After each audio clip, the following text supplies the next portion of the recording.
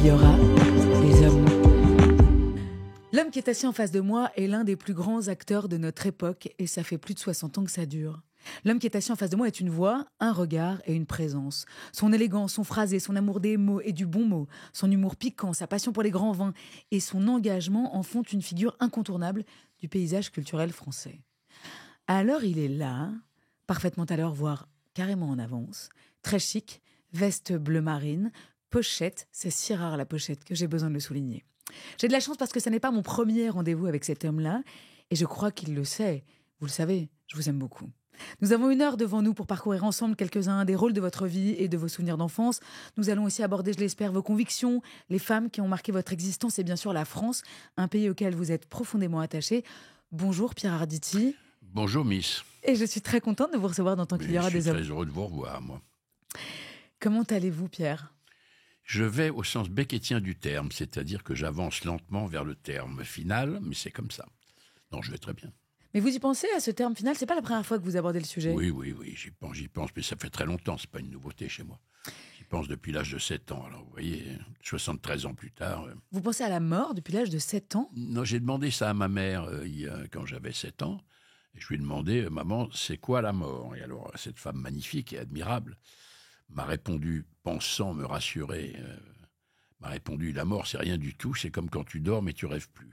Donc évidemment, ça m'a terrorisé pour le restant de mes jours et j'ai décidé de ne plus dormir. Alors à 7 ans, évidemment, c'est une promesse que je ne pouvais pas tenir parce qu'à 7 ans, on dort. Mais j'ai attendu d'avoir un âge plus avancé pour me dire qu'il fallait quand même de temps en temps, je cesse de dormir pour continuer de rêver éveillé. Donc ce que je fais depuis des dizaines d'années. Vous ne dormez plus, ou très peu ? J'ai alors très très peu dormi quand j'avais une quarantaine, 35-40 ans. Maintenant, je sucre les fraises, donc il faut que je dorme un peu plus. Bon. Vous sucrez les fraises, vous voulez que je vous en non, présente mais je des gens... déconne. Oui, voilà, parce que vous ne sucrez pas les fraises. Oui, bon.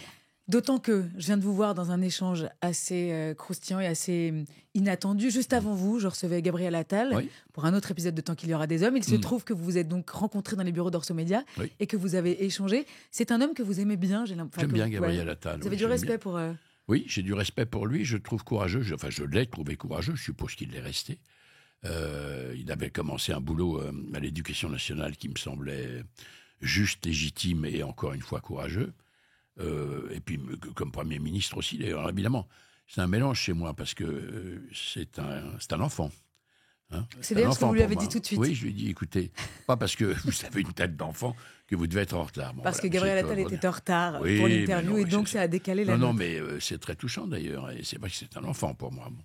Mais il a une autorité naturelle, il a beaucoup de charme, il a une autorité naturelle.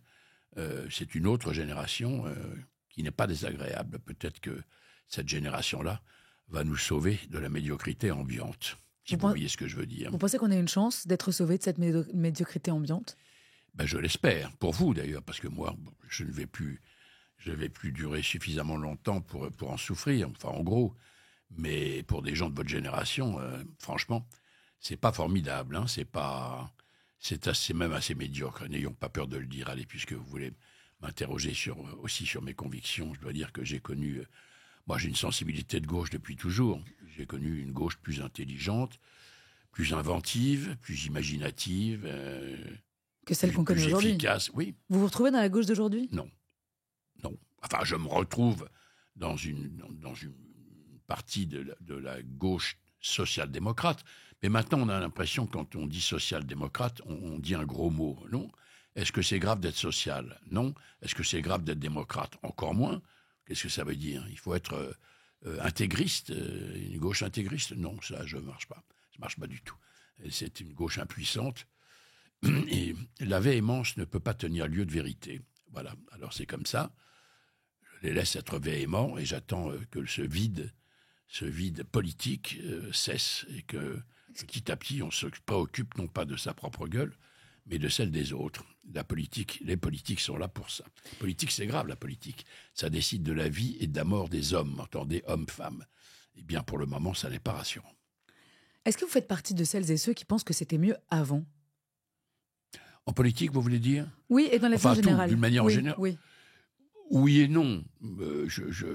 Oui, forcément, parce que à mon âge, comme dit l'autre, il y a une nostalgie d'un certain nombre de souvenirs, de souvenirs de mon adolescence, de mon enfance, de mes premiers émois sexuels ou amoureux, d'une société qui a totalement disparu maintenant, mais qui était, pour le jeune homme que j'étais à l'époque, qui était séduisant. J'avais l'impression de découvrir la vie, tout simplement. Maintenant, je ne la découvre plus. Je connais même... comment dire, en gros, l'approche de la fin du parcours. Vous allez me dire que je suis très obsédé par ça, mais c'est vrai. Il y a des choses qui étaient, me semble-t-il, mieux avant. Par exemple, la culture, ce qui est devenu la culture. J'ai l'impression on effleure les choses, on effleure la vie, mais on ne la vit pas. Il n'y a pas de, il y a pas le temps de s'arrêter sur des choses qui, au fond, le mériteraient. Tout ça file à la vitesse de la lumière et on cherche vainement... la nouveauté d'une chose n'est pas une qualité intrinsèque de cette chose. C'est pas moi qui dis ça, c'est Paul Valéry. Je pense profondément la même chose. Voilà, c'est pas parce qu'une chose est plus ancienne. Vous voyez, par exemple, on parlait avec Gabriel Attal, le Premier ministre, de celui qui lui a succédé. Son nom va m'échapper parce que l'Alzheimer... Barnier ou Bayrou? Non, Monsieur Barnier. Bon, on a fait tout un foin sur son âge. Mais pourquoi? Au nom de quoi? Ça veut dire quoi, ça? Ça veut dire qu'il faut avoir 18 ans et demi et une pomme dans la poche pour aller à l'école pour que ce soit efficace. Enfin, on se fout de la gueule du monde. Il a d'ailleurs essayé de faire, avec sa sensibilité, qui n'est pas forcément la mienne, mais avec dignité, il a essayé de faire ce qu'il pensait être bon. Ça n'a pas tenu. Bon, très bien, ça n'a pas tenu, mais enfin, il y a beaucoup de choses qui n'ont pas tenu. Pour le moment, c'est un miracle que ça tienne comme ça. Je ne sais pas combien de temps ça va continuer de tenir. Bon, si vous voulez que je vous dise, moi, ça m'exaspère. Le problème, c'est pas d'avoir 75 ou 76 ans. Le problème, c'est de savoir ce qu'on en fait. C'est tout. C'est toujours pareil. Et ce que font des gens plus jeunes actuellement, ne sont pas forcément la panacée. Mais bon, Et vous, à 80 ans, des choses, vous en faites, et vous en faites beaucoup, et vous en faites encore beaucoup de très bien. Vous êtes en ce moment sur scène avec une pièce qui s'appelle Le Prix, oui. Dont vous partagez le plateau, notamment avec Ludmilla Michael, qui est tout à fait formidable comme vous. Cette pièce, c'est donc une histoire vraie. Oui. J'essaye de la pitcher, vous me dites si je fais bien? Mais oui, pitcher. C'est celle d'un chimiste, Otto Hahn, qui s'apprête à recevoir le prix Nobel de chimie, mais qui, avant cela, reçoit tout autre chose. Il va recevoir la visite de son ancienne collaboratrice avec qui il a travaillé très longtemps. Et loin de venir le féliciter, Lisa Meitner, parce que c'est le nom de cette collaboratrice, vient régler quelques comptes. C'est ça? Oui, elle vient solder les comptes. Ah oui, c'est ça. Vous voyez cette vilaine expression. Elle vient solder les comptes. Elle vient solder les comptes, et les siens en particulier. Il y a des passages très très techniques dans cette pièce. Hein. Oui, et je pense qu'on leur tord le cou à ces passages techniques, parce que elle, beaucoup d'ailleurs, c'est une actrice magnifique. Et moi, je suis honorable, on va dire, voilà. Mais oui, il y a des passages techniques, mais heureusement, il y a aussi des passages où les sentiments, oui, les sentiments, parce que c'est comme l'amitié est un sentiment lui aussi, précieux d'ailleurs. C'est une histoire vraie. Hein. Otto Hahn a existé, il a eu le prix Nobel en 1946, et Lise Meitner, qui a été son assistante pendant plus de 30 ans, a existé aussi, mais elle n'a rien eu. Pourquoi ? Parce que comme elle était juive, et en 1938, c'était pas à la mode, il y avait les nazis qui arrivaient, donc Hahn l'a fait partir à Stockholm pour la mettre à l'abri. À ceci près, effectivement, il lui a en partie sauvé la vie, sauf qu'il lui a aussi en partie accaparé un certain nombre de ses travaux dont il avait besoin, qui n'arrivait pas à tordre le cou à la fission nucléaire. Sans elle, il n'y serait pas parvenu. Donc elle vient régler ce compte-là. Voilà. À titre personnel, Pierre Arditi, quel est votre rapport aux prix et aux médailles? Molière, César, officier de la Légion d'honneur, commandeur de l'Ordre du Mérite, et même un 7 d'or. Vous avez bien eu un 7 d'or, j'ai pas rêvé. Oui, vous en oubliez même. Oui, j'en ai oublié, mais parce que la liste est très longue. Mais vous avez dit un jour, on peut vivre sans, mais moi je vis mieux avec. Oui, parce que chacun fait comme il veut. Hein, voilà, on peut penser que ce sont des... Il y avait un très joli mot de Jean-Luc Godard qui lui ressemble d'ailleurs parfaitement. On lui a téléphoné un jour pour lui dire monsieur, quel homme, le ministre de la Culture, peut-être de l'époque, juste comme ça, on voudrait vous remettre l'ordre du mérite. Et il a répondu, monsieur, je ne mérite aucun ordre. Bon, je trouve c'est formidable. Oui, non. Certains peuvent penser que c'est une médaille en chocolat. Moi, pas. Les Césars, j'en ai eu 2. Les Molières, j'en ai eu qu'un et encore dans un second rôle. Ça me fait marrer, parce que je suis plutôt un acteur de théâtre qu'un acteur de cinéma. Bon, comment dire, c'est une reconnaissance des gens de mon métier, c'est une reconnaissance de la famille, voilà, ou quelquefois une reconnaissance de la République. Et de la patrie. Je suis républicain, oui, voilà. Et quelle médaille vous a fait, ou quel prix, ou quelle décoration vous a le plus touché, le plus ému? Le premier César, c'est-à-dire un César meilleur acteur dans un second rôle pour Mélo d'Alain Resnais. Après, j'ai eu un César du meilleur acteur pour Smoking, le Smoking, toujours avec Alain Resnais. Le premier, oui, le premier, ça m'a vraiment fait quelque chose. Plus que la Légion d'honneur? Oui. Oui, c'est peut-être pas bien de dire ça, mais oui, parce que c'est si difficile, ce métier. C'est un métier magnifique, mais il peut être terriblement violent, terriblement ingrat, terriblement cruel. Alors, quand on a ça et qu'on est reconnu par l'ensemble de la profession, et non des moindres souvent, qui sont des gens qui ont pu être mes maîtres, par exemple, eh bien, oui, ça conforte. Vous savez, quand on est un jeune acteur, ce qui m'est arrivé, il y a longtemps maintenant, quand j'étais au cours d'art dramatique, je me suis rendu compte que c'est pas là que j'ai appris mon métier, mais c'est là que j'ai appris à ne pas avoir froid. Parce que quand on décide à 17 ans de devenir un acteur, on est tout seul. Et les petits jeunes gens qui étaient avec moi étaient les mêmes jeunes gens seuls. Et donc, on était comme des pingouins collés les uns contre les autres qui marchent sur la banquise. Ça m'est resté gravé pour toujours, cette image. Alors, bon, oui, c'est pour ça que tout ça m'a touché. Et pour autant, avoir un César ne fait pas une carrière. On a vu des gens avoir un César, oui. Et puis on les a vus aussi disparaître aussi vite. Oui. Donc à la fois, ça vous a rassuré, et à la fois, il fallait quand même durer. Et le plus difficile dans votre métier, j'imagine que c'est de durer. Oui. Oui, bien sûr. Bien sûr, la récompense ne suffit pas. Mais... Vous pourriez arrêter d'être acteur? Non. Non, si vous me demandez de poser la question, je vous réponds non. D'abord, je ne vois pas très bien ce que je ferais d'autre. Je peux écrire, voilà, ce que je suis en train de faire d'ailleurs. Mais... Vous écrivez quoi? Vous écrivez quoi? Ma manière de traverser la vie. Voilà. Je ne peux rien dire de plus, mais c'est quelque chose dans ce goût-là. Avec... bien entendu, de la nostalgie, mais pas seulement, avec des choses qui ont pu me heurter, avec des choses contre lesquelles je lutte, avec la traversée de la vie J'avais lu un bouquin de Françoise Giroud il y a assez longtemps qu'elle avait écrit pour ses petits-enfants, et ça m'avait beaucoup plu. C'était des pièces d'un puzzle comme ça, qu'elle a petit à petit qui ont formé une image qui était construite et finie. Voilà, elle avait une manière de se raconter elle-même qui pouvait servir aux petits, et je cherche quelque chose dans ce goût-là. Est-ce que ça servira aux petits? J'en sais rien. Ça me servira à moi pour ne pas oublier, en tout cas, ce que j'ai été. Comptez sur moi aussi pour vous le rappeler de temps en temps. Ça, je me doute, oui. Pierre Arditi, ce podcast s'appelle « Tant qu'il y aura des hommes ». Oui. Alors maintenant, j'aimerais beaucoup connaître votre définition de ce que c'est que d'être un homme. Ce que c'est que d'être un homme, c'est très difficile. Il y a une très mauvaise expression qui est stupide d'ailleurs. Quand j'entends ça, ça me hérisse. Il faut se dépasser. Non, il faut s'atteindre. C'est beaucoup plus difficile que de se dépasser. Moi, je passe ma vie à courir derrière un mec que je ne connais pas vraiment, qui a l'air de me ressembler. Donc je cours derrière lui. Quelquefois d'ailleurs, j'arrive à sa hauteur, je le regarde, il esquisse une sorte de petit sourire, et puis il accélère et je ne peux pas le suivre.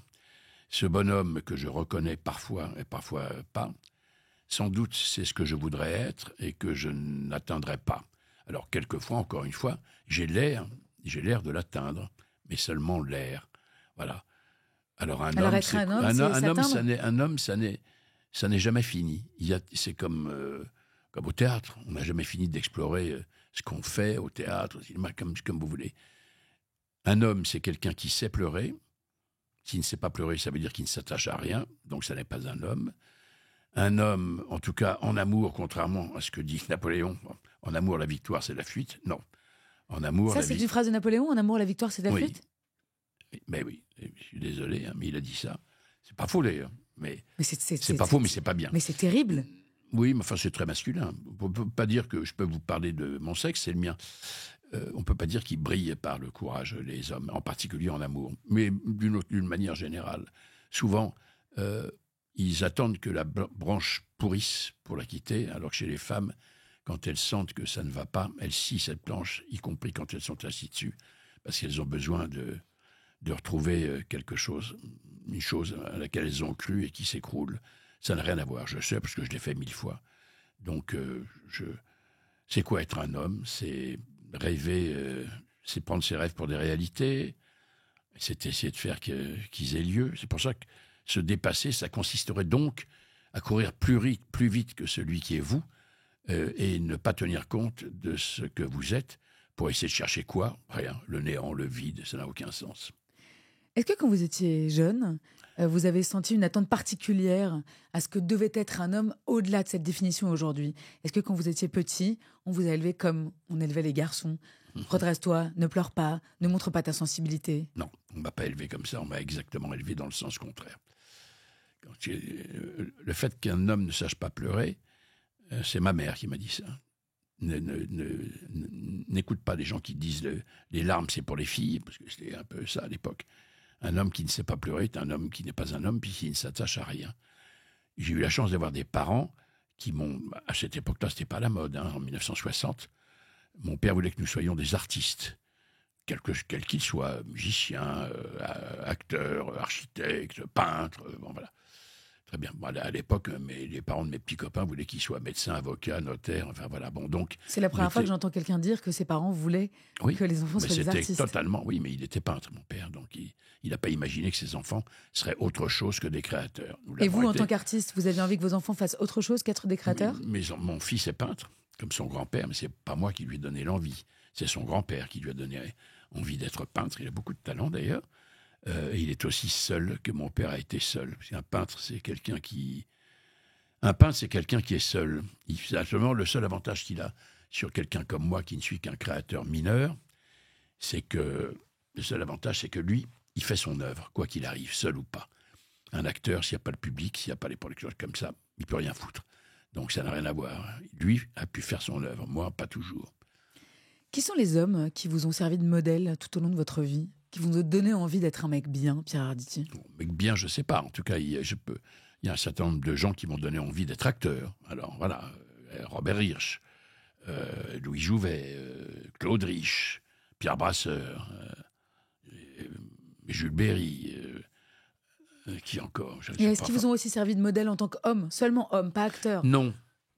Non, parce que je ne les connais, je ne les ai pas forcément. Enfin, j'ai pas connu Jouvet, oui. J'ai pas connu Pierre Brasseur. Enfin, pas vrai d'ailleurs, je l'ai aperçu. Et à un moment donné, il voulait que je joue une pièce avec lui, mais j'étais totalement inconnu. Et le metteur en scène a dit non, je n'en veux pas. Bon, c'est pas grave.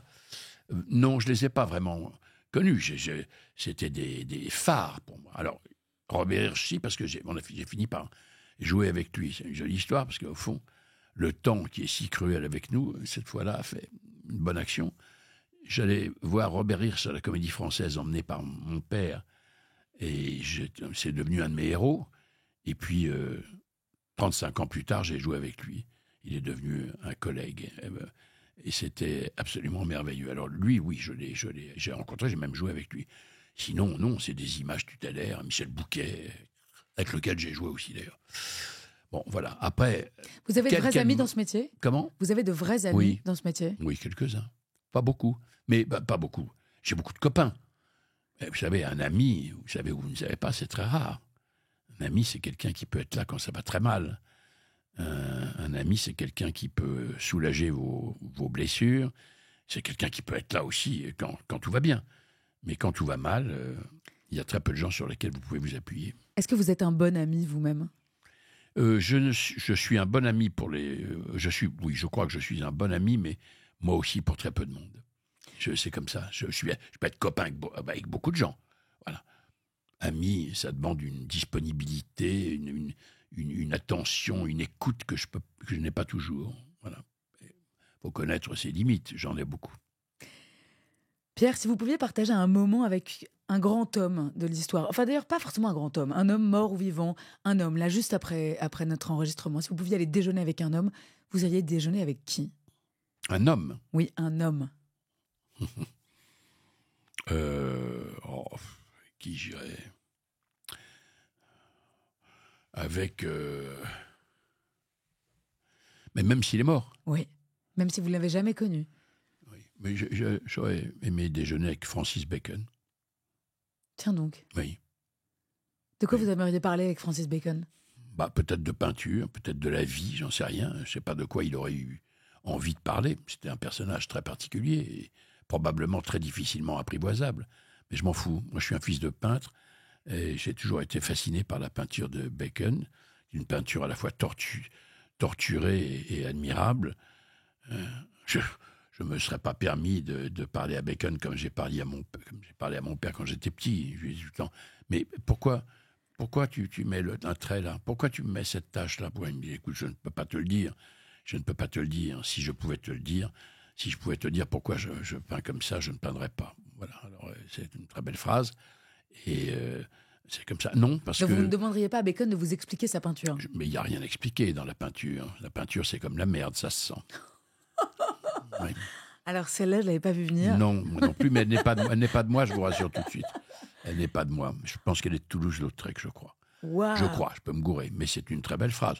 C'est vrai et c'est faux, mais enfin, en même temps, vous savez, j'ai un souvenir de ça. Au lycée, quand j'avais une prof de musique qui était formidable, et alors, elle m'avait dit, mais la musique, au fond, elle n'avait pas employé les mêmes termes, mais elle disait, la musique, faut se laisser sombrer dedans et puis la vivre. Mais au 19e siècle, on a eu peur que les gens ne comprennent pas ce que voulait dire le compositeur. Alors, ils ont créé le poème symphonique. Le poème symphonique, ça voulait dire qu'il y avait une partition et puis un texte qui allait sur cette musique pour permettre, par exemple, de comprendre Mendelssohn ou je sais pas, ou Debussy, grotesque, absolument grotesque, où on rentre dans la musique et peu importe la manière dont on y rentre, ou on n'y entre pas. Et de toute façon, c'est pas le texte qui va vous y faire entrer. Dans ces cas-là, il vaut mieux lire un livre. Très bien, Pierre, c'est noté pour plus tard. Oui. Je voudrais qu'on reprenne l'histoire depuis le début. Le début. Vous êtes né où? Vous avez grandi où, Pierre? Je suis né en France, je suis même né à Paris. Je suis né à Paris dans le 6e arrondissement, dans lequel maintenant je vis, rue d'Assas, à la maternité de Tarnier. Et elle n'existe plus, mais il existe encore une sorte de bas-relief, on peut appeler ça comme ça, où on voit le fameux Tarnier en question, avec un tablier de chirurgien, un chirurgien comme ça, un truc du 19e siècle, quoi. Bon, voilà. Alors je ne me souviens pas d'être né à la maternité de Tarnier, c'est ma mère qui me l'a dit, mais après je me souviens de presque tout. Et vous avez grandi où? Dans ce quartier-là? Non. J'ai grandi d'abord à côté de la Bastille, rue de la Cerisay, où je bombardais les passants du haut du 4e étage avec mes soldats de plomb. Et ensuite, j'ai vécu une bonne partie de ma vie rue des Martyrs, où mon père avait son atelier, qui était visiblement le premier atelier d'un peintre très connu, qui s'appelait Géricault. Voilà. Et jusqu'à 25 ans, j'ai vécu là. C'est resté gravé pour toujours. J'ai revisité d'ailleurs l'appartement et l'atelier de mon père beaucoup plus tard, au cours d'une émission qu'avait fait Fabienne Pasco, qui était très belle, qui était des portraits comme ça, de gens. Et j'avais dit, je voudrais revoir l'appartement de mon père et de ma mère. Et on a demandé, et les gens ont dit, oui, bien sûr, on l'aime beaucoup, il peut venir, mais pas la caméra. On dit, bon, très bien, moi je suis allé. Alors je suis allé, et la seule chose qui n'a pas changé, c'est l'escalier pour y aller. Un grand escalier large que je dévalais ou que je grimpais à la vitesse de l'éclair quand je croisais les locataires qui étaient plus âgés que moi, qui disaient « Oh, mais tu grimpes comme un petit Mustang. » Je disais, oui. Maintenant, c'est moi qui suis dans la peau du mec qui dit « Ah, tu grimpes comme un petit Mustang parce que je n'en suis plus un. » Et le reste de l'appartement a beaucoup changé? Ah ouais? Non, j'ai tout reconnu et rien reconnu. Pourquoi? Simplement parce que l'âme de mon père et de ma mère, j'emploie toujours ce mot, moi qui suis un athée, mystique mais un athée tout de même, eh bien l'âme de mon père et de ma mère sont ailleurs. Ils sont là, dans mon cœur, ou ils sont là dans ma cervelle, à un tel point que je suis absolument persuadé qu'un jour, avant que je ne me casse ma pipe, ils se reverraient dans un coin de rue, ils me feront un petit signe pour savoir qu'ils sont toujours là. Mais oui, vous m'aviez déjà dit ça. Vous Oui. pensez que vous allez les recroiser? Oui, c'est une certitude. Alors pour le moment, il y a Mais vous pas les de- cherchez quand vous marchez dans la rue? Vous Non. guettez leur Je me dis que- présence? Non, je me dis que ça viendra comme ça. Il m'arrive de... Bon, maintenant, évidemment, il n'y a pas beaucoup d'endroits dans Paris où je n'ai pas posé mon cul. Donc, je me dis à un moment donné, je suis allé comme ça, vous voyez, on n'est pas très loin d'ici, place Wagram, qui était l'appartement de mes grands-parents. C'est pas très loin d'ici, c'est pas très loin de chez vous. Je me souviens, tout ce quartier-là, je l'ai fréquenté aussi. Je me dis peut-être ils vont être là, ils vont me faire un petit signe, puis ils disparaîtront. Non, il reste des signes. Place Wagram, il reste des signes d'une marelle où on a joué, ma sœur et moi, quand on était petits, ou les premiers vélos, à côté du lycée Carnot. Tout ça sont des signes d'une vie passée. Mais mon père et ma mère, non, pour le moment. Enfin, en réalité, d'ailleurs, ils sont là, je les emmène avec moi quand je joue au théâtre. Ils sont dans ma poche. D'ailleurs, quelquefois, je m'en sers. Je les ai enterrés des milliers et des milliers de fois. Mais c'est pas par cruauté, c'est parce que, d'une certaine manière, c'est ma manière à moi de leur faire savoir qu'ils sont toujours vivants. Silence de mort. Pas du tout, je vous écoute et je ne vous interromps Oui. pas. Vous avez des frères et sœurs, Pierre? Oui, j'ai une sœur et 2 demi-sœurs. Enfin, des demi-sœurs, ça veut rien dire. J'ai donc 3 sœurs. 3 sœurs. Et vous avez quelle place dans cette fratrie? Je suis l'aîné. Et je suis le seul homme. Donc, je suis un peu emmerdant comme mon père pouvait l'être. Avec elle? Oui, c'est les vieux réflexes de mec. Voilà, Est-ce qu'on reste un grand frère toute sa vie? Quand on peut, oui. Oui. Quand on peut, oui. Mais quelquefois, on n'a pas envie. Oui, oui. Elle vous voit encore comme leur grand frère? Ah oui. Oui. Ma sœur Catherine me regarde un peu comme notre père. Voilà. Pas notre père qui est aux cieux, notre père. Mon père Georges. Vous avez pris la place du père? Un peu, oui. Un peu, oui, un peu. D'ailleurs, l'une de mes sœurs, Rachel, a écrit une pièce. Elle avait écrit un bouquin, elle a adapté une pièce qui parlait de son rapport avec notre père, puisqu'on a eu le même. Et elle m'a demandé si je voulais jouer ça. Je vais le faire. Je vais jouer mon père. Waouh! Je vais jouer 2 pères. Je vais jouer mon père dans la pièce de Rachel et je vais jouer le père, qui est une pièce de Florian Zeller qui m'a demandé de jouer après Robert Hirsch et après Anthony Hopkins au cinéma. Mais c'est l'avantage d'un certain âge. C'est qu'on peut aborder des choses qui sont extraordinaires, en fond. Hein. Alors là, ça va être dangereux parce que, étant un acteur stanislavskien, c'est-à-dire un acteur qui se sert de lui-même pour incarner les autres, il va falloir que je fasse gaffe au psychodrame, parce que l'un et l'autre vont me déchirer l'âme, pour employer de nouveau ce mot. Je ne sais pas pourquoi il sort tout le temps de ma bouche. Dites-moi, Pierre, c'est quoi votre plus ancien souvenir d'enfance? Le plus ancien, c'est les soldats de plomb du haut de la rue de la Cerisay. C'est vraiment... Mais j'avais... franchement, je devais avoir 3 ans, quoi. 3 ans et demi. Mais vous les jetiez vraiment sur les passants? Ah oui. Mais on était au 4e étage, et donc j'avais les petits soldats de plomb, puis hop, ça a failli très mal tourner. Parce qu'il y a des gens qui... Heureusement, je n'ai blessé personne, mais il y a je ne sais plus si c'était les pompiers ou les flics qui sont montés en disant à ma mère, Madame, votre fils jette des soldats de plomb sur la tête des passants, c'est très dangereux, ils peuvent en tuer un. Alors bon, En tuer un, je sais pas, mais... un soldat de plomb du 4e étage, ça pèse pas le poids qu'on a quand on l'a dans la main. Ça pèse plusieurs kilos. Hein. Ça peut. Ah, mais je voyais ça beaucoup plus petit, moi, les soldats de plomb. C'est petit, mais ça pèse. Du soldat de plomb. Oui, j'entends le plomb, bien. c'est J'entends lourd. bien, Pierre, que le plomb, c'est lourd. Et quand il vient du 4e étage, la vous allez vitesse m'engueuler, augmente là. le poids. Comment ? Là, vous étiez prêt à m'engueuler? Pas du tout. Je suis véhément, et encore une fois, ma véhémence ne peut pas me tenir lieu de vérité, je le sais.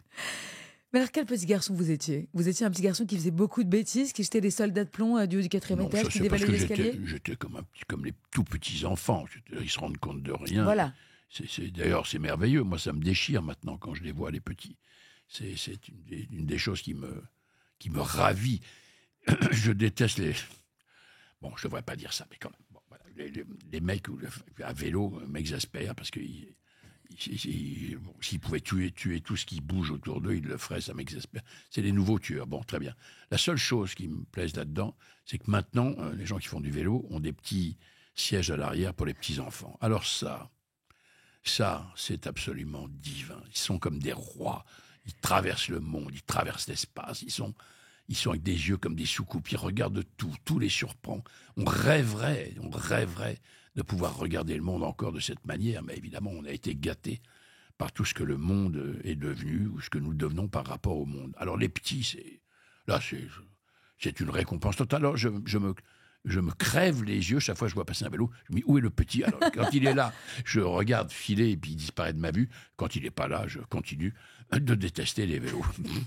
À quoi ça ressemblait les fêtes de famille chez les Arditi quand vous étiez enfant? Ça ressemblait aux fêtes de famille de tous les juifs séfarades, puisque ma mère était belge, donc elle n'était pas, mais mon père était juif. Ils venaient tous de Salonique, en Grèce. Et alors, alors, mon père était athée, c'était un bouffeur de religion, donc il se foutait tout le temps de la gueule de son père, en disant merde avec ça, t'as qu'à mettre des papillotes pendant que tu y es, enfin bon, voilà. Donc il était communiste, bon, enfin bon. Mais il y avait quand même un sens aigu de la famille et des familles qui étaient réunies comme ça le dimanche, par exemple, avec d'autres enfants. Et ma grand-mère, qui était, elle, aussi juive, et qui était une rôtisseuse. Alors, ma passion de la volaille est venue des volailles de ma grand-mère, qu'elle faisait rôtir sur une gazinière qui était grande comme rien, comme un jouet. Et ces poulets-là, je n'ai plus jamais retrouvé le goût dans aucune volaille, mais probablement parce que ce goût était assaisonné de mon enfance. C'est ça le goût de votre enfance, c'est la volaille rôtie de votre grand-mère? Oui, c'est entre autres ça. Mais c'est la première fois que j'ai réussi à tenir sur un vélo avec 2 roues. C'est la détestation des marrons qui tombaient des arbres, parce que ça voulait dire qu'il fallait rentrer en classe. C'est beaucoup de choses, l'enfance. C'est inépuisable. D'ailleurs, c'est pour ça qu'on peut en parler très longtemps. Un mot maintenant pour décrire votre adolescence, qui est une autre période de l'enfance, mais qui n'est pas forcément la plus joyeuse. Oui, c'est un peu différent, oui. Alors oui. Un mot. Ça a été une période à la fois bien heureuse, florissante, et en même temps extrêmement douloureuse. Et j'avais pas confiance en moi. Je n'avais pas confiance en moi. À 15 ans, à 16 ans, vous n'avez pas confiance? Non. Vous étiez quel genre de jeune homme? Tombeur, dragueur, chef de bande? Non, j'aimais bien les jeunes filles, qui m'aimaient pas trop d'ailleurs, à cette époque-là, parce que j'étais gauche. Pas de gauche, mais gauche. Je me souviens, je raconte ça parce que ça m'est resté gravé, et puis ça me fait rire avec le recul, maintenant que tu parles. Alors j'avais une liaison, comme on en a à 16 ans, c'est-à-dire... Pas très dangereuse. Non, pas très dangereuse, mais enfin on s'embrassait quand même. Et alors la première fois, oui. Et la première fois que je rencontrais une fille comme ça, qui était assez jolie d'ailleurs, je ne savais rien. Et donc je l'ai embrassée sur la bouche, mais lèvres fermées, totalement fermées. Et alors évidemment, immédiatement, elle m'a largué parce qu'elle me dit, il s'est pas embrassé ce type. Donc c'était à la fois très humiliant. Comment s'appelait-elle? Il me semble qu'elle s'appelait Edwige. Il me semble. Je crois que c'est ça. Et après on m'a fait comprendre que c'était autrement d'embrasser une jeune fille. Et vous vous êtes beaucoup entraîné ensuite? Non, après j'ai fait comme tout le monde. J'ai compris qu'il fallait faire comme ça. Et non, l'adolescence, c'est un mélange de découvertes douloureuses et de découvertes délicieuses de la vie. Et malheureusement, ça file à une allure, un clin d'œil. On fait un clin d'œil. C'est à l'adolescence que vous avez eu envie d'être acteur? Oui, j'avais 17 ans. Alors, quand je suis allé au cours d'art dramatique, je n'allais plus au lycée, ce qui est une erreur d'ailleurs. Vous n'avez pas eu votre bac? Non, je me suis arrêté en fin de seconde. Je suis allé au cours d'art dramatique de Tania Balachova, à l'insu de mon père, qui lui voulait bien qu'on soit comme ça, mais qui voulait quand même qu'on aille au bout des études secondaires. Enfin, ma sœur avait commencé à faire ça, elle avait 15 ans, finalement il a accepté, et voilà, donc c'est venu... c'est venu très vite. Là aussi, je ne me faisais pas confiance. C'est ma sœur qui m'a traîné au cours d'art dramatique, par la peau des fesses, en me disant « Non, viens, tu vas... » Alors, si vous pouviez écrire une lettre au Pierre que vous étiez à 17 ou à 18 ans, qu'est-ce que vous lui diriez, là, aujourd'hui? Je lui dirais que j'ai bien fait d'être comme ça. Parce que ça m'a mis du... Je n'ai jamais pu attraper la grosse tête, parce que, comme je ne me faisais pas confiance, je ne me suis pas dit, ça y est, je suis l'acteur du siècle, tout va m'arriver, tout comme ça. Pas du tout. Pas du tout. Et d'ailleurs, je n'ai jamais eu la grosse tête. Y compris même maintenant, alors que j'ai fait quand même beaucoup de choses. parce que c'est très bien. J'ai bien fait de passer par là. Après, heureusement, et je l'espère, j'ai beaucoup évolué. Et je suis quand même devenu un acteur plus intéressant 60 ans plus tard que je ne l'étais au départ. Mais enfin, au départ, j'avais cette chance d'être jeune. Quoique, il faut très longtemps pour devenir jeune, disait Picasso, il avait raison. Y a-t-il un moment de votre vie que vous aimeriez pouvoir revivre exactement à l'identique? Bon, oui et non. Enfin, oui, je voudrais revoir des choses que j'ai aimées. À la rue des Martyrs, par exemple, quand on revenait de vacances, alors on était une petite bande comme ça de mecs, et alors on descendait la rue, on remontait la rue, on regardait les jeunes filles. Voilà, on était copains d'ailleurs, et on avait quelquefois des aventures d'adolescents avec les jeunes filles qui étaient dans la rue, qui étaient dans le coin. Et donc c'était une promenade comme ça, un peu comme les Vitelloni. Hein, voilà, on traînait comme ça. Donc ça, vous aimeriez bien le revivre? Est-ce que j'aimerais le revoir, pas forcément le revivre, voir mon fantôme faire ça. Voilà. Mais moi, non, c'est fait, c'est vécu, c'est gardé, c'est dans le disque dur. Je m'en sers tout le temps pour jouer tout ça. Et est-ce qu'il y a un moment de votre vie que vous aimeriez, là pour le coup, pouvoir totalement effacer? Je vais vous dire non. Parce que je ne sais plus qui m'avait dit ça. Je me demande, c'est pas mon père d'ailleurs, peut-être oui. Qui m'avait dit, tu verras, avec le temps, tout ce qui a pu te contraindre, tout ce qui a pu te paraître rébarbatif ou même peu agréable à vivre, tu verras qu'avec le temps, tout ça est attendrissant. Et c'est vrai. Pierre Arditi, vous avez incarné des dizaines de personnages au théâtre, à la télévision et au cinéma. Lequel vous a rendu le plus heureux, le plus fier? Je peux pas en sortir un. Enfin si, je peux en sortir un. C'est celui qui m'a permis de m'identifier. Vous savez ou pas, vous savez quand même, parce que si mes souvenirs sont exacts, nous avons tourné ensemble, hein, nous avons joué ensemble. Et vous étiez très bien d'ailleurs.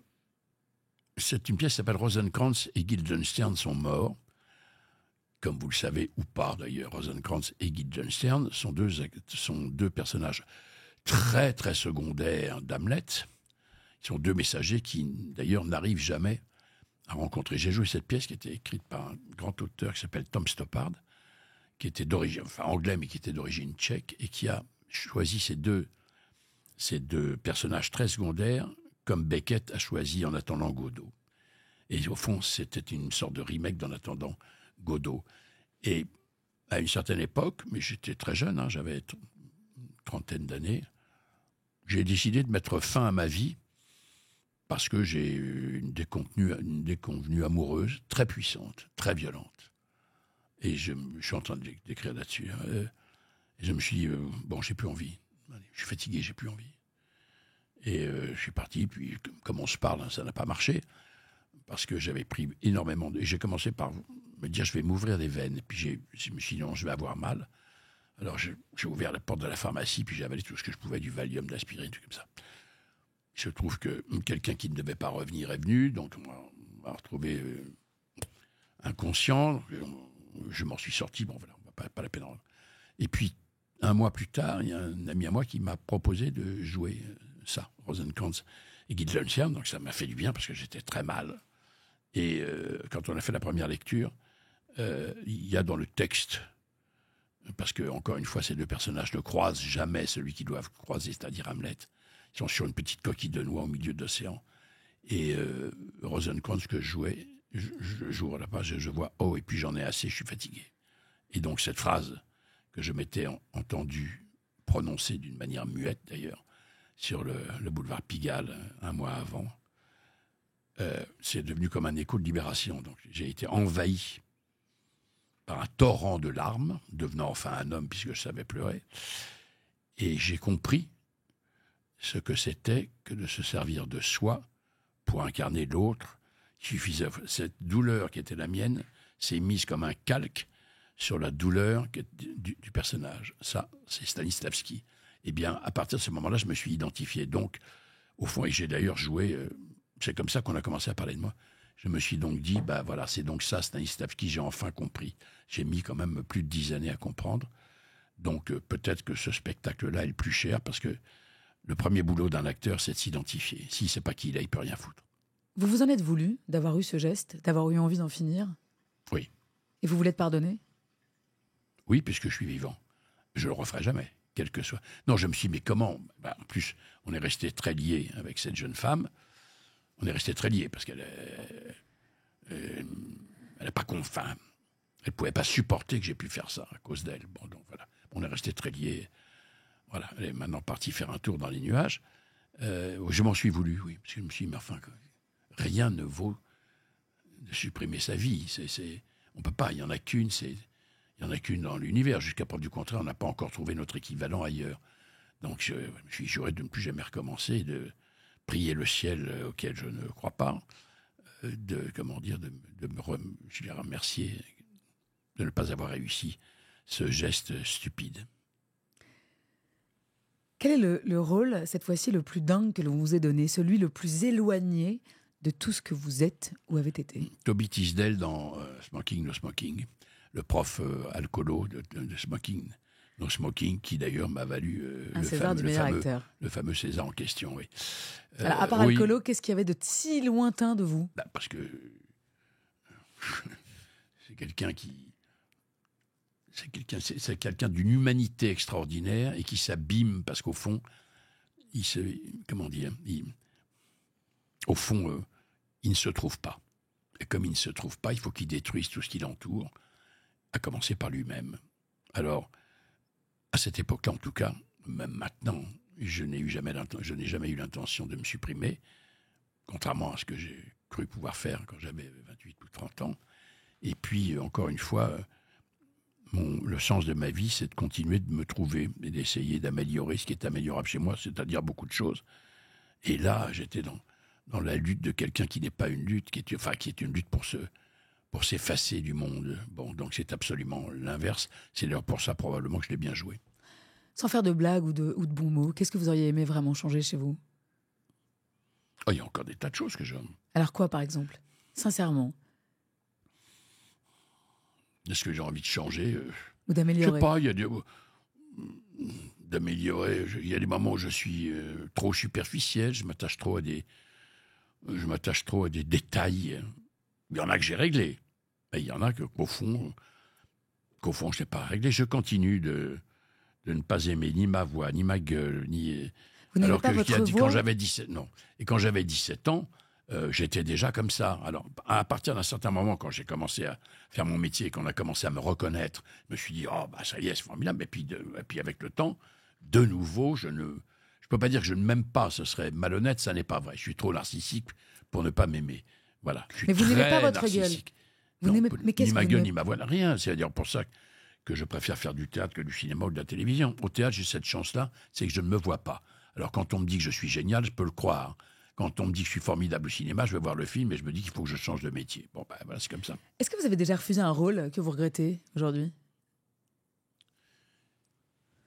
Non.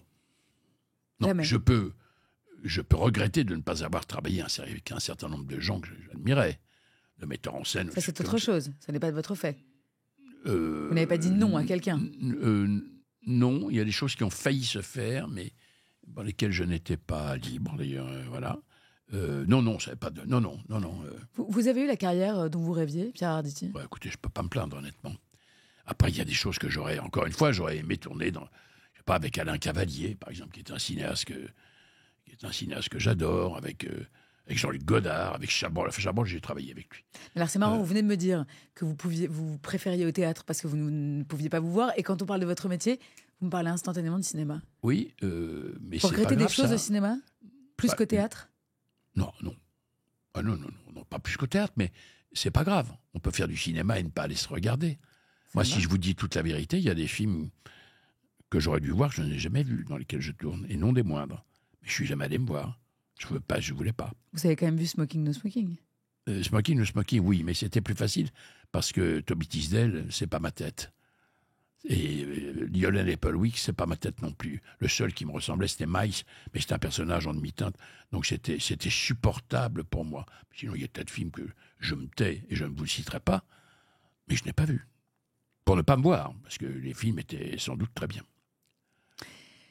Pierre, vous avez traversé plusieurs époques. Vous avez vu la société évoluer, parfois radicalement. Évoluer, oui, ou régresser. Ou régresser. Alors justement, quel est le changement qui vous a le plus marqué, dans un sens ou dans un autre? Le changement qui m'a le plus marqué, c'est pas qu'il m'a le plus marqué, c'est celui qui me marque le plus. Alors là, justement, c'est une régression pour moi, et pourtant je suis alors, tout à fait... la classe politique, pour moi, elle est indispensable. On sait très bien ce qu'il advient aux pays qui n'en ont plus, qui n'en ont pas. Je suis déçu, pour être poli, par ce qui se passe aujourd'hui en politique et en particulier du côté de ma sensibilité à moi. Voilà. Je ne peux pas vous dire autre chose. C'est ça le changement qui vous marque le plus? Oui, parce qu'on ait perdu la gauche? Oui. On ait perdu la gauche démocrate et sociale? Oui. Vous parlez tout à Non, l'heure. on n'a pas entièrement perdu. Il en reste, pas beaucoup. Ils sont pas très nombreux. Et ils n'ont pas... ils n'ont pas besoin de... C'est pas qu'ils n'ont pas besoin, c'est qu'ils ne font pas de cirque. Donc, ils sont silencieux, au fond, ou presque. Et ce qu'on entend, c'est de la véhémence et pas de proposition. Encore une fois, Est-ce que notre époque ça n'engage que moi. Hein, c'est comme ça. Ça me déchoit profondément. Encore une fois, je crois à la politique. Je crois que c'est une chose grave. Encore une fois, ça décide de la vie et de la mort des hommes et des femmes. Donc, ce n'est pas une chose qu'on peut prendre à la légère. Il y a suffisamment d'exemples de grandes figures politiques, qu'elles soient masculines et féminines. Pas assez féminines, d'ailleurs, malheureusement, parce qu'on ne leur a pas laissé la place, mais auxquelles on doit beaucoup. Aujourd'hui, est-ce qu'on doit... c'est compliqué, quoi. C'est plus compliqué. Ça me déçoit, mais je continuerai de me bagarrer pour que ça continue d'exister, mieux si possible. Ceux que vous aimez encore aujourd'hui sont plutôt dans une forme de modération. Vous le disiez, on ne les entend pas hurler, etc. Pourtant, vous êtes un homme qui n'aimait pas la modération. Je me souviens d'une interview qu'on avait faite ensemble sur votre grande passion qui est aussi le vin. Oui. Et vous m'avez dit, moi, je n'aime pas boire avec modération, je veux boire avec raison. Oui. Vous en faites parce une que très grande différence. la modération, je n'aime pas ça. Donc ça, je ne suis pas un homme modéré. Je suis un homme, passionné. Je suis un homme, je suis un exagérant, d'une certaine manière. Bon, c'est comme ça. Voilà. Mais boire avec modération, ça n'a pas de sens. Dans ce cas-là, il ne faut pas boire. Le vin est un ami merveilleux et il peut devenir un ennemi. La raison, c'est quoi? C'est ça, c'est ce qui se passe dans le crâne. À un moment donné, quand on comprend que le vin devient un ennemi, il faut s'arrêter de boire. C'est extrêmement simple. C'est pas très compliqué, c'est à la portée de n'importe quel crétin. Moi, par exemple. Bon, la modération... alors, si je faisais du théâtre avec modération, je ferais quoi? Je jouerais une scène au lieu de jouer la pièce. Ça n'a pas de sens. Ou je ne jouerais pas une pièce et un film en même temps. Ce que je fais maintenant, parce qu'il faut que je sois un peu plus raisonnable. Enfin bon, ça n'a pas de sens, tout ça. Ça n'a pas de sens. La modération, non. Les gens dont vous me faites part ne sont pas forcément des gens silencieux. Ils ne beuglent pas. Voilà. Je citerai pas de nom non plus, mais enfin, il y en a un quand même dont je ne peux pas m'empêcher de citer le nom. Bernard Cazeneuve, par exemple. Vous voyez? Eh bien, un certain nombre de ses amis, ses ex-amis, ont fait ce qu'il fallait pour qu'il n'arrive pas au poste de Premier ministre. Je le regrette profondément. Je le regrette d'autant plus que, l'entendant parler il y a quelque temps comme ça, le discours était largement au-dessus de ce qu'on entend dans la bouche des autres. Alors voilà, peut-être que c'est parce qu'il a l'air d'être un peu pincé, mais il ne l'est pas. C'est un homme qui a un humour absolument formidable. C'est surtout un homme qui a une pensée suffisamment puissante pour rentrer dans le costard dans lequel les autres flottent. Voilà, je ne peux pas vous dire autre chose. Qu'est-ce qui vous rend fier d'être français aujourd'hui, Pierre Arditi? Mon pays. Vous aimez toujours autant la France? Oui. Ça, je peux pas. Je suis définitivement amoureux de ce pays. D'ailleurs, quand je dis que j'espère que ça n'est que momentané, mon coup de gueule contre un certain nombre déception. Oui, je suis déçu. J'ai connu encore une fois une gauche mais indépendamment de la politique, indépendamment Non, de la mais, politique. Qu'est-ce qui vous rend fier d'être français? Comment vous pourriez défendre la culture française en une phrase? Écoutez, la culture française est une des plus grandes cultures du monde. C'est un pays littéraire, c'est un pays de littérature, c'est un pays de peinture, c'est un pays de musique. Bah, il y en a beaucoup, mais pas comme... La France, par exemple, est le seul pays au monde où on peut se colter à la culture du monde entier. Après, vous allez dans d'autres pays où il y a des choses, beaucoup de choses, mais des parties de ces choses. Ici, il y a tout, absolument tout. Si on veut, il y a tout. Vous pouvez voir un film néo-chaldéen, vous pouvez voir une peinture, je ne sais pas, Samoa, tout est là, tout est là. Alors, j'adore cette phrase, je ne sais plus qui l'a prononcée d'ailleurs, qui a dit « Les Français sont des gens qui pensent qu'ils vivent dans un enfer alors qu'ils vivent dans un paradis ». Je ne sais plus qui a dit ça, mais moi, je crois. Alors après, bon, ça ne veut pas dire qu'il n'y a pas de problème, ça ne veut pas dire qu'il n'y a pas des gens qui sont laissés sur le bord de la route, bien entendu. Dans ces cas-là, il faut se bagarrer pour eux, bien sûr. Mais ce pays c'est un pays de l'éternel repos ou de l'éternelle énergie, ou les deux, comme on veut. Et alors, si vous deviez transmettre un message aux générations, aux jeunes générations, là, sur l'importance de ce patrimoine culturel français et international qu'on a chez nous, vous leur diriez quoi? Alors, ne me demandez pas de laisser un message, parce que comme le disait, comment il s'appelle ce cinéaste que j'ai adoré, bon, ça va me revenir, ça viendra, Frank Capra, voilà. Ouais. Il disait, si vous avez un message à faire passer, adressez-vous à la poste. Bon, je vais donc faire l'office de poste. Non, le seul, c'est pas un conseil, c'est-à-dire que j'ai envie de leur dire, bourrez-vous la gueule avec la vie, parce que là, alors, et sans modération, sans aucune modération, la vie ne devient jamais un ennemi, jamais. Et malheureusement, ce qui est très ennuyeux, c'est que, jusqu'à preuve du contraire, et pour tout le monde, la vie, ce trésor précieux, s'arrête.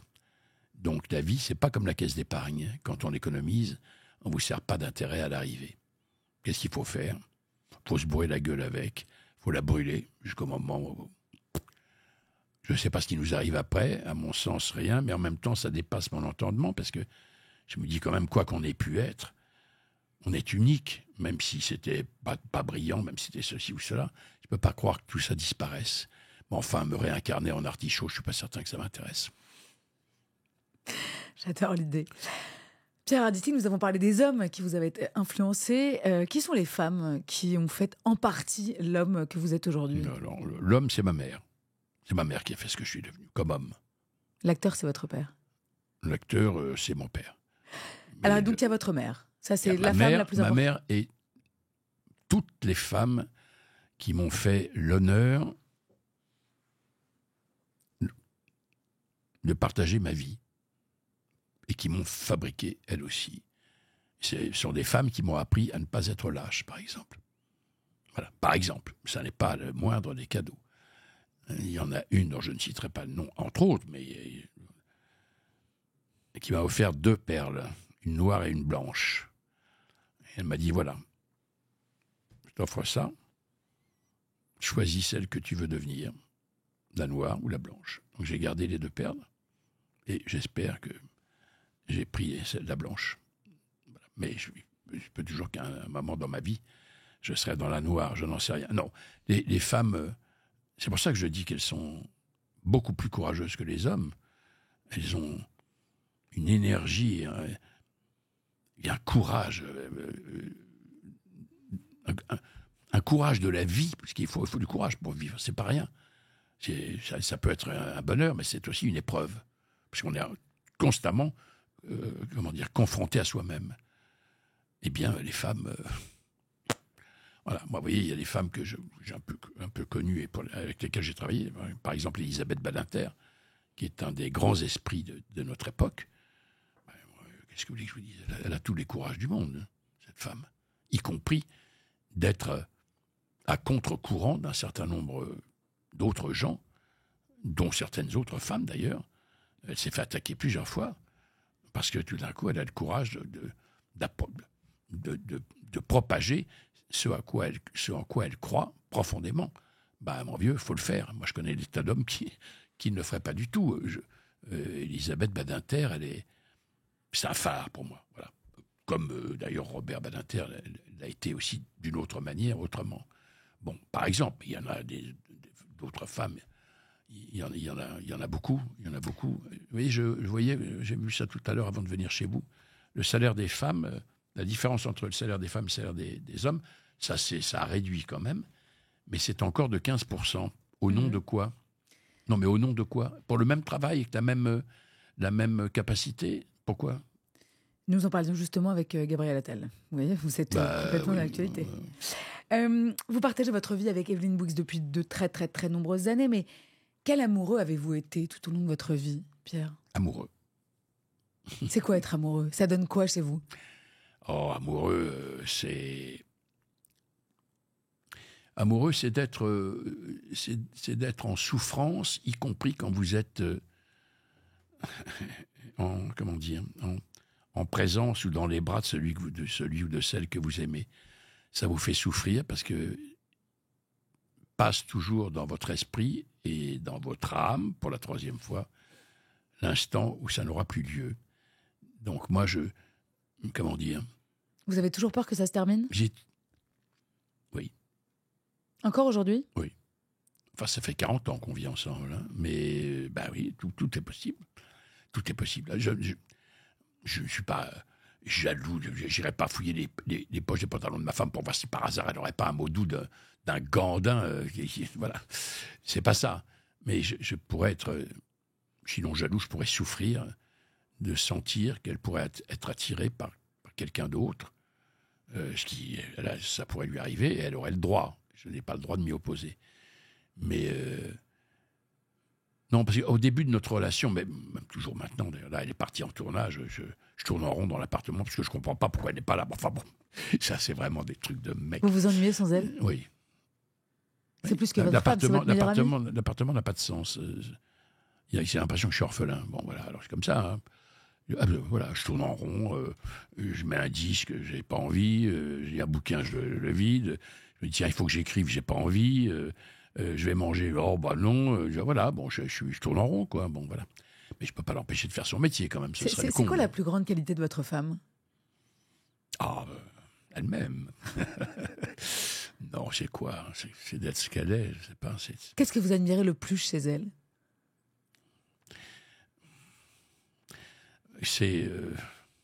On rêve d'être regardé comme elle me regarde.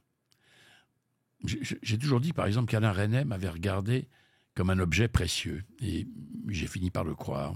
J'étais un objet précieux. Eh bien, ma femme, oui, car c'est ma femme, je peux le dire. On est mariés maintenant. C'est la même chose. Ce qui est encore plus bouleversant, c'est qu'elle voit bien quand même que j'avance dans le temps, pour être poli, et qu'elle me décharge d'un certain nombre de choses qui pourraient me fatiguer. Je la vois, elle a eu très peur, il n'y a pas longtemps.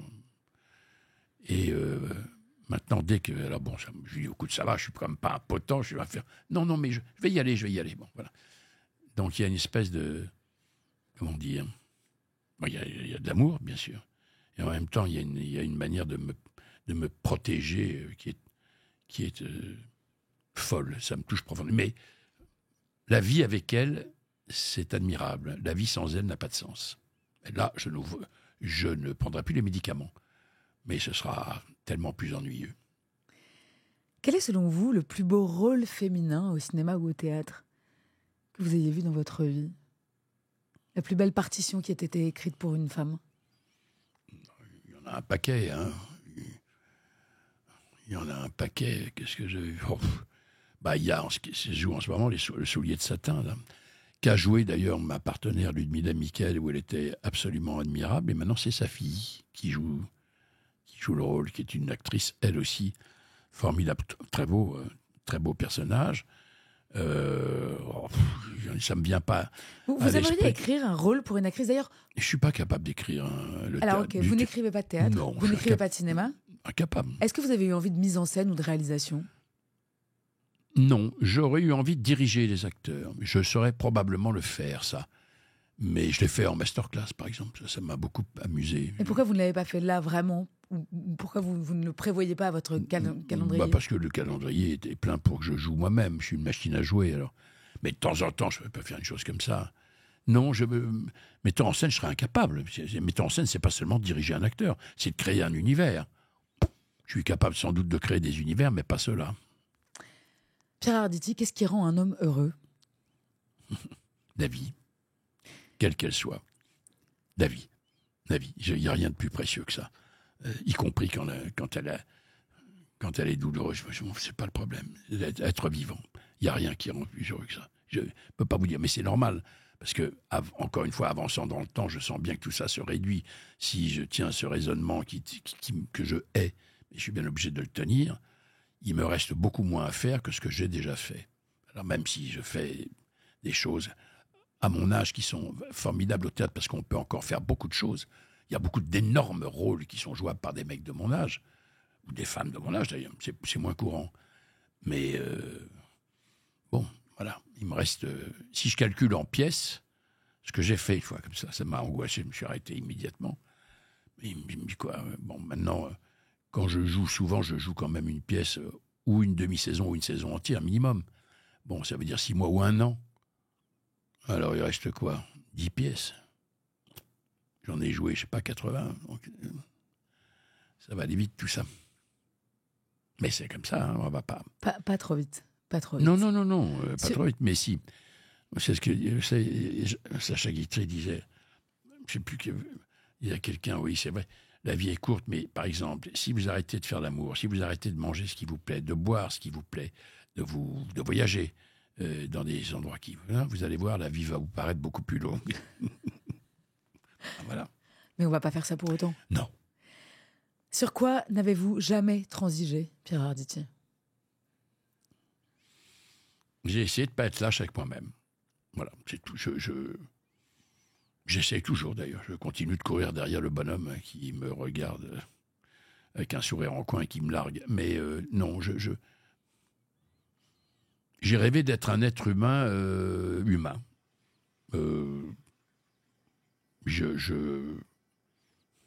Il y a des comportements que je ne voudrais pas avoir, et donc je lutte pour ne pas les avoir. Oui, voilà, c'est ça. Je ne sais pas si j'y arrive toujours, mais j'y arrive en partie, en tout cas. Oui. Ça, il y a un certain nombre d'hommes que je ne voudrais pas être. Pour quel défaut chez les autres avez-vous le plus de tendresse? Ah, j'ai cru que c'était dans l'autre sens. Oh, bah,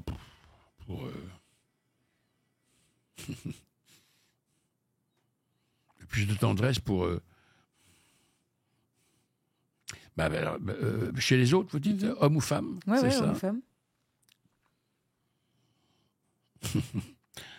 une mauvaise foi fréquentable.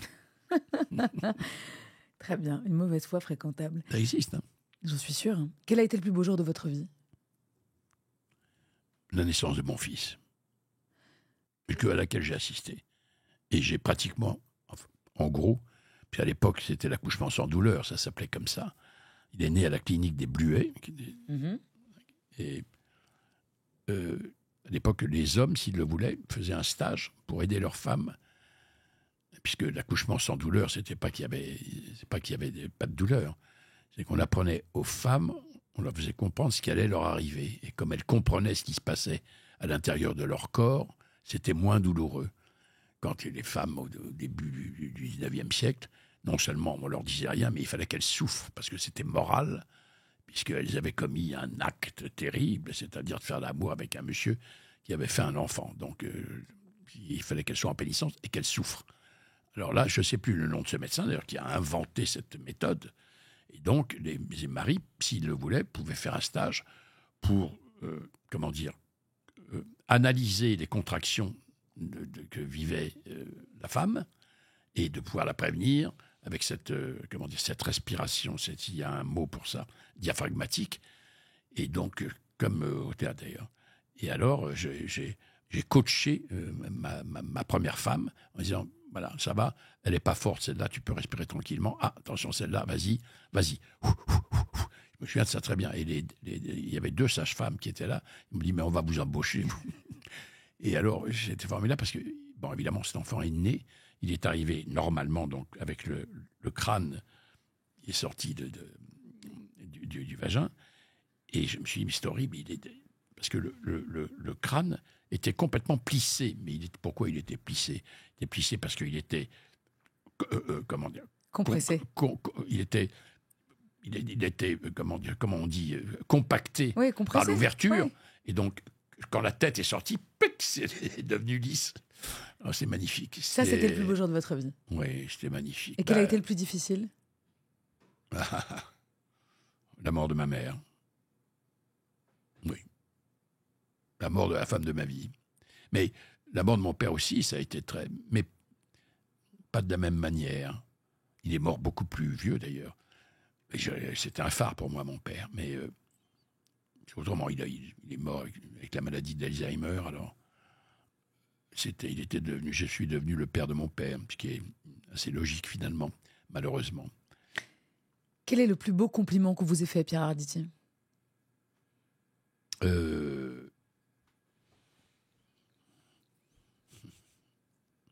je sais pas, il y a une jeune fille, là, il y a 3 jours, qui est venue voir le spectacle, qui était assise donc, dans la salle, je sais pas, qui s'est levée et qui a apporté l'actrice qui fait ma femme dans le spectacle, parce qu'elle était plus proche d'elle, un petit mot et une sorte de, pas de globe, mais de plaque comme ça en plexiglas, où il était marqué à Pierre, le plus bel acteur et le plus bel homme. Ça vous a pas réconcilié avec votre gueule, Pierre Arditi? Non. Toujours pas? Non, ça non. Mais je me suis dit, si effectivement j'arrive à être un homme suffisamment intéressant pour devenir un acteur intéressant, qu'est-ce que je pourrais rêver de plus? Rien. Donc c'est une petite jeune fille, je lui ai envoyé un baiser comme ça, elle me l'a renvoyé et il n'y a pas de nom, il n'y a rien, je ne sais pas comment elle s'appelle, je ne sais pas où elle est. Voilà, ça m'a bouleversé. Et en plus, elle était très jeune, elle devait avoir, je sais pas, 15 ou 16 ans, quoi. Alors je me dis que si j'ai encore des clients de cet âge-là, je vais être sauvé de tout. Enfin, Pierre, si Dieu existe, qu'aimeriez-vous qu'il vous dise en vous voyant arriver un jour, Oui. le plus tard possible, bien sûr? Oui. Papa et maman sont là, ils t'attendent. Merci infiniment, Pierre Arditi, d'être venu dans Tant qu'il y aura des hommes. Merci d'avoir attendu, malgré le retard de Gabriel Attal. Je vais vous laisser les mots de la fin, d'accord? Je vais commencer une phrase et c'est vous qui allez la terminer. Oui. Alors, tant qu'il y aura des hommes...